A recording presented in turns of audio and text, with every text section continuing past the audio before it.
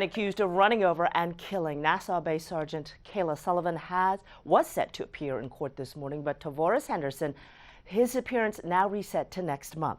His mother and her boyfriend are back in jail. A judge raised bonds for Tiffany Henderson and Jeffrey Wheeler. Prosecutors say that couple hid her son from detectives, then lied about it. Adam Bennett was at that court hearing this morning, and Adam, the boyfriend, also sent back to jail.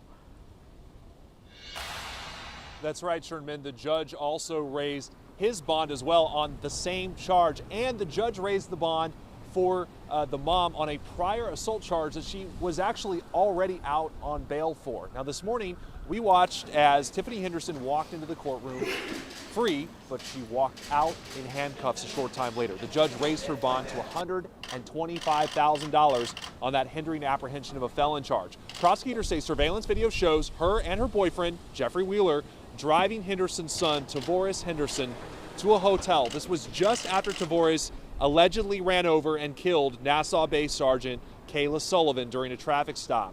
Prosecutors say when investigators showed a picture of Tiffany to the couple 40 minutes later, they denied even knowing him. Had they been forthcoming, we would have Mr. Henderson in custody that night.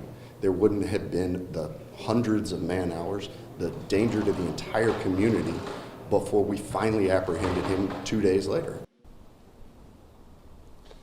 Now, the judge raised the bond for Wheeler, again, that's Henderson's boyfriend, to $50,000. When asked why he lied, he said he was scared, according to court documents. He had been out on a personal bond for that hindering apprehension of a felon charge. Now, Wheeler faces 2 to 10 years in prison if convicted.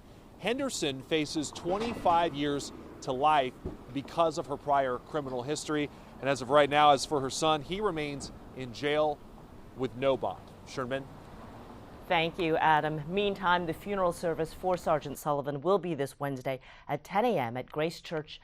That's in Houston along the Gulf Freeway, and the public is welcome. We will, of course, be covering that.